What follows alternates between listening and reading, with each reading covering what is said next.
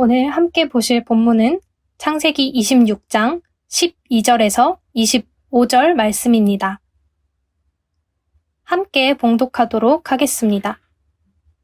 이삭이 그 땅에서 농사하여 그 해에 100배나 얻었고 여호와께서 복을 주심으로 그 사람이 창대하고 왕성하여 마침내 거부가 되어 양과 소가 떼를 이루고 종이 심이 많으므로 블레셋 사람이 그를 시기하여 그 아버지 아브라함 때에 그 아버지의 종들이 판 모든 우물을 막고 흙으로 메웠더라. 아비멜렉이 이삭에게 이르되 내가 우리보다 크게 강성한즉 우리를 떠나라. 이삭이 그곳을 떠나 그랄 골짜기에 장막을 치고 거기 거류하며 그 아버지 아브라함 때에 팠던 우물들을 다시 팠으니 이는 아브라함이 죽은 후에 블레셋 사람이 그 우물들을 메웠음이라. 이삭이 그 우물들의 이름을 그의 아버지가 부르던 이름으로 불렀더라. 이삭의 종들이 골짜기를 파서 샘 근원을 얻었더니 그랄 목자들이 이삭의 목자와 다투어 이르되 이 물은 우리의 것이라 하매 이삭이 그 다툼으로 말미암아 그 우물을 이름을 에색이라 하였으며 또 다른 우물을 팠더니 그들이 또 다툼으로 그 이름을 신나라 하였으며 이삭이 거기서 옮겨 다른 우물을 팠더니 그들이 다투지 아니하였으므로 그 이름을 르호봇이라 하여 이르되 이제는 여호와께서 우리를 위하여 넓게 하셨으니 이 땅에서 우리가 번성하리로다 하였더라. 이삭이 거기서부터 브엘세바로 올라갔더니 그 밤에 여호와께서 그에게 나타나 이르시되 나는 내 아버지 아브라함의 하나님이니 두려워하지 말라.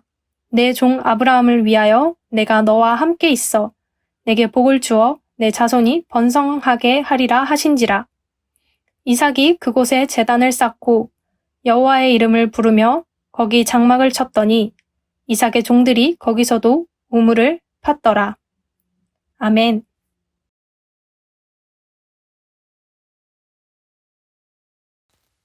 오늘은 창세기 26장의 세 번째 이야기 12절에서 25절까지의 말씀을 하나님과 함께 한 걸음이라는 제목으로 함께 보겠습니다. 본문은 이삭이 하나님께 복을 받은 이야기로 시작됩니다. 하나님께서 이삭에게 복을 주셔서 이삭이 큰 부자가 되었습니다. 어느 정도로 부자가 되었냐면 14절을 보면 블레셋 사람들이 이삭을 질투할 정도로 이삭의 소유가 많아졌습니다. 그리고 그 질투로 인해 블레셋 사람들은 아브라함의 소유인 우물을 막아버렸습니다.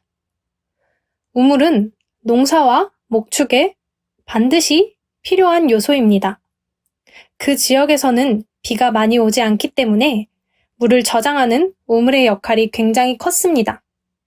이 우물을 못 쓰도록 했다는 것은 이삭의 재산에 손해를 입힌 것을 넘어서서 이삭으로 하여금 그 지역에서 살 수 없도록 했다는 이야기입니다. 16절을 보면 블레셋의 왕 아비멜렉은 이삭에게 그 지역에서 떠날 것을 직접적으로 요구합니다. 이삭의 부유함과 강성함이 아비멜렉과 블레셋 사람들이 신경 쓸 정도로 그렇게 큰 영향을 미쳤을까요? 아마도 그들은 겉으로 드러난 이삭의 창대함을 정확하게 이해할 수는 없었지만 이삭을 보호하시는 하나님의 절대적인 능력에 대해 막연한 두려움을 느꼈던 것 같습니다. 사람의 힘으로는 절대 이루어질 수 없는 일들이 하나님이 주신 복으로 인해 이삭이 이루어가는 것을 그들도 본 것입니다. 그래서 그들은 이삭을 자신들의 영역 밖으로 밀어내고자 했습니다. 그리고 이삭은 그랄 성읍을 떠나 그랄 골짜기로 이동했습니다. 블레셋 사람들의 땅이긴 하지만 그랄의 직접적인 영향력을 벗어난 곳으로 이동했습니다. 그리고 그곳에서 아브라함의 우물을 파고 아브라함이 부르던 이름으로 우물의 이름을 불렀습니다. 이삭이 하나님의 백성이며 언약의 계승자임을 드러내는 의미였습니다. 그런데 그곳에서도 그랄의 목자들과 이삭의 목자들 간에 다툼이 일어났습니다. 에색은 다투다라는 뜻입니다. 광야에서의 우물은 축복과 생명을 의미합니다. 쉽게 얻을 수 있는 것이 아니기 때문입니다.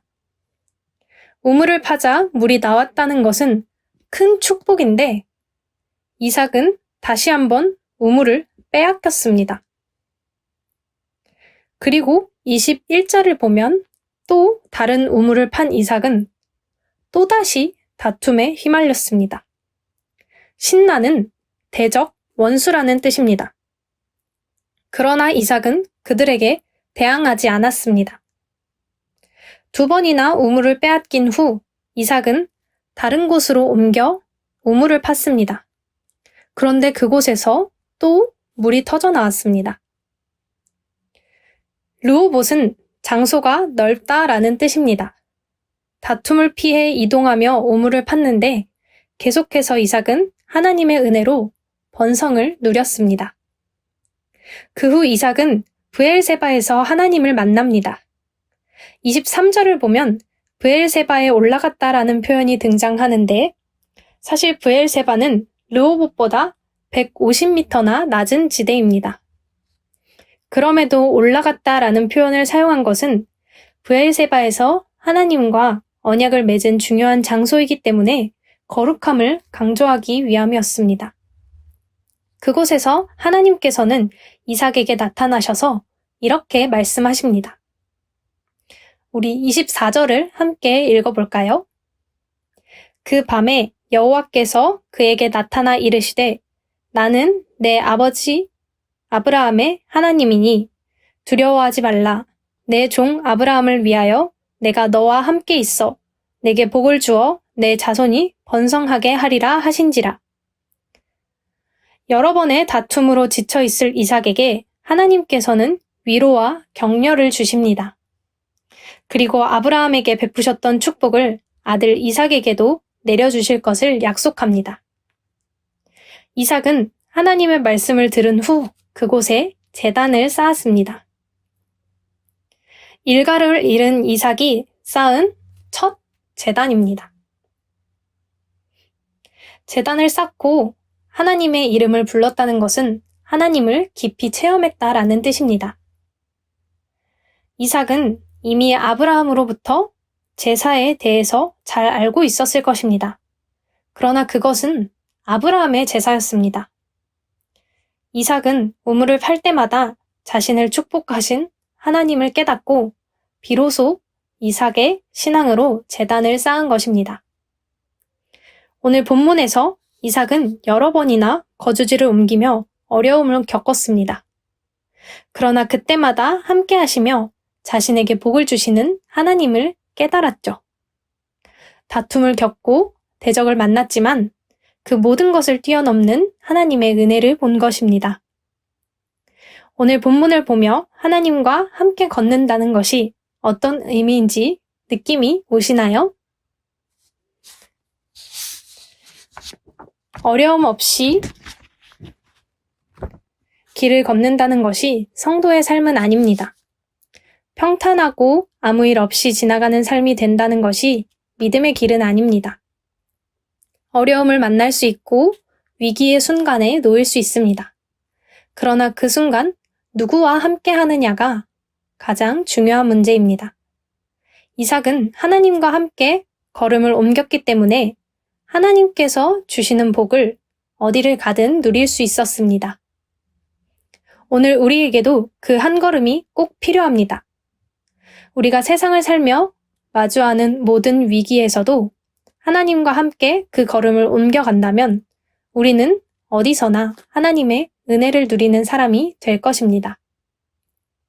오늘 말씀을 두고 기도하시면서 하나님과 함께 걸음을 걷는 그 사람이 되기를 소망하시는 여러분들이 되길 간절히 바라겠습니다.